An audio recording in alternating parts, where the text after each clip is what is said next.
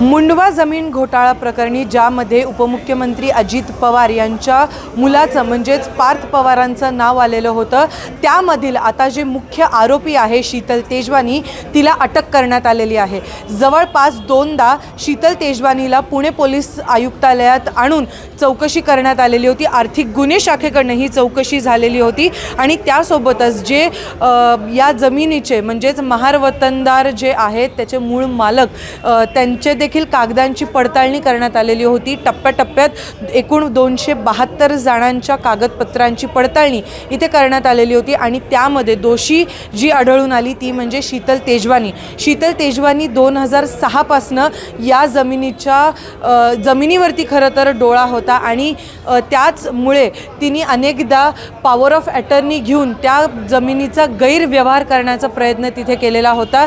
त्यासाठी ती जवळपास 3दा कोर्टात देखील गेलेली होती आणि सातत्याने जे मूळ वतनदार आहेत किंवा मूळ मालक आहेत या जमिनीचे त्यांना देखील असं सारखं आश्वासन देण्यात आलेलं होतं की तुमची जी जमीन आहे ती तुमच्या नावावरती परत मिळवून देण्याचं काम मी करेल। तर नेमकं या सगळ्या प्रकारामध्ये चौकशीत काय निष्पन्न झालं की एकूण 275 वतनदार या जमिनीचे आहेत आणि राज्य सरकारकडे 99 वर्षासाठी ही जमीन लीजवरती देण्यात आलेली होती आणि हीच जमीन जी आहे ती राज्य सरकारने बोटॅनिकल सर्वे ऑफ इंडिया याला दिलेली होती।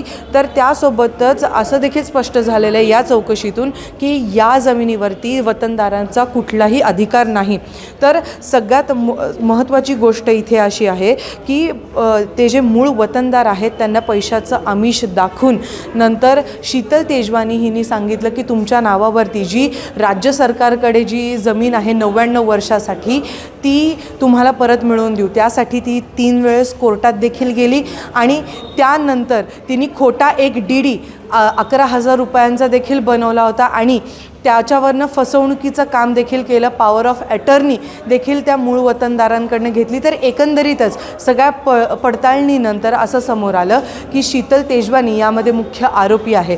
तर यामध्ये जेव्हा पोलिसांना अधिक माहिती विचारली की दिग्विजय पाटील जे अजून एक आरोपी आहेत या सगळ्यामध्ये त्यांना का नाही अटक केली किंवा त्यांच्यावरती काय प्रकारची कारवाई सुरू आहे तर त्याबाबत स्पष्टता अजून पुणे पोलिसांनी दिलेली नाही आहे। मात्र जर या टेक्निकली या सगळ्या गोष्टींकडे बघितलं तर सगळ्यात महत्त्वाची गोष्ट अशी आहे की आर्थिक व्यवहार जो अमेडिया कंपनी आणि या जमिनीबाबत आहे तो झालेलाच नाही आहे। म्हणून यामध्ये पार्थ पवार अडकतील का हा अजूनही प्रश्नचिन्हच आहे। तर आता हे पाहणं महत्त्वाचं असणार आहे की पुढील चौकशीत काय निष्पन्न होतं, कारण आता शीतल तेजवानीला उद्या कोर्टात हजर करण्यात येणार आहे। NDTV मराठीसाठी रेवती हिंगवे, पुणे।